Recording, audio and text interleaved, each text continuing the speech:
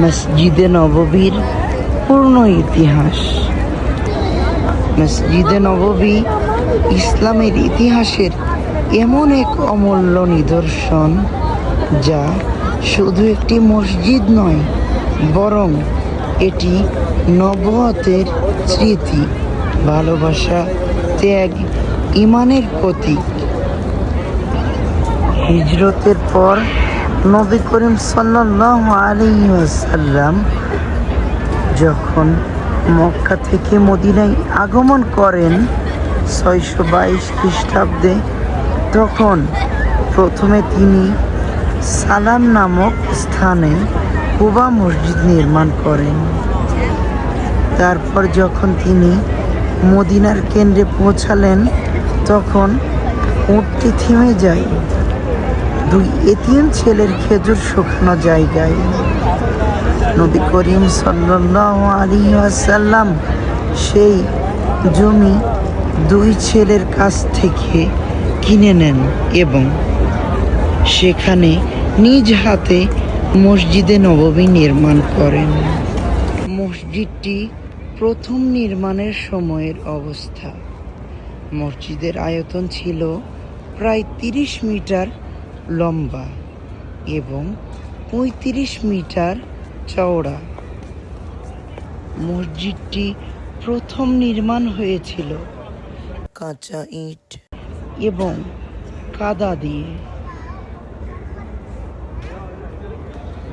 ছাদ ছিল খেজুর গাছের ডাল এবং পাতা দিয়ে তৈরি। ছাদের স্তম্ভ হিসেবে খেজুর গাছের গুঁড়ি ব্যবহার করা হয়েছিল।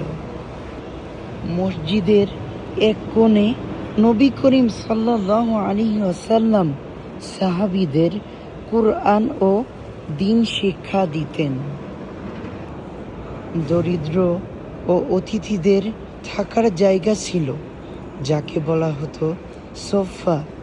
এখানে আসহাবে সোফা নামক সাহাবীরা থাকতেন, যারা দিন রাত কুরআন শেখায় ও ইসলামের প্রচারে নিয়োজিত থাকেন। মসজিদে নববী পৃথিবীর দ্বিতীয় পবিত্রতম মসজিদ। প্রথমটি হল মসজিদুল হারাম মক্কায় এবং দ্বিতীয়টি নবী করিম সাল্লাল্লাহু আলাইহি ওয়াসাল্লাম বলেছেন মসজিদুন নববী। এছাড়াও নবী করিম সাল্লাল্লাহু আলাইহি ওয়াসাল্লাম আরেকটি বিখ্যাত হাদিসে বলেন, আমার ঘর ও মিম্বারের মধ্যবর্তী স্থান জান্নাতের বাগান সমূহের একটি বাগান। বিভিন্ন সময়ে সম্প্রসারণ। মসজিদে নববী ইতিহাসে বহুবার সম্প্রসারণ করা হয়। খলিফা ওমর রাদিয়াল্লাহু 634 থেকে 644 খ্রিস্টাব্দ মসজিদ বড় করেন এবং দেয়াল পাথর দিয়ে নির্মাণ করান। খলিফা উসমান রাদিয়াল্লাহু 644 থেকে 656 খ্রিস্টাব্দ কাঁঠালের বদলে সুন্দর পাথরের স্তম্ভ বসান, ছাদ মজবুত করেন এবং জায়গা আরও বড় করেন। উমাইয়া, আব্বাসীয় ও উসমানীয় যুগে বিভিন্ন খলিফা মসজিদের সৌন্দর্য ও আয়তন বাড়িয়েছেন।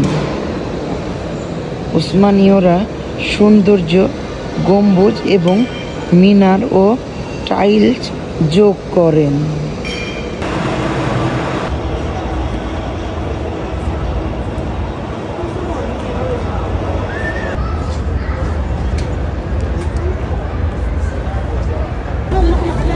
বর্তমানে যে সবুজ গম্বুজটি দেখতে পাচ্ছেন, প্রথম তৈরি হয় উসমানীয়দের আমলে।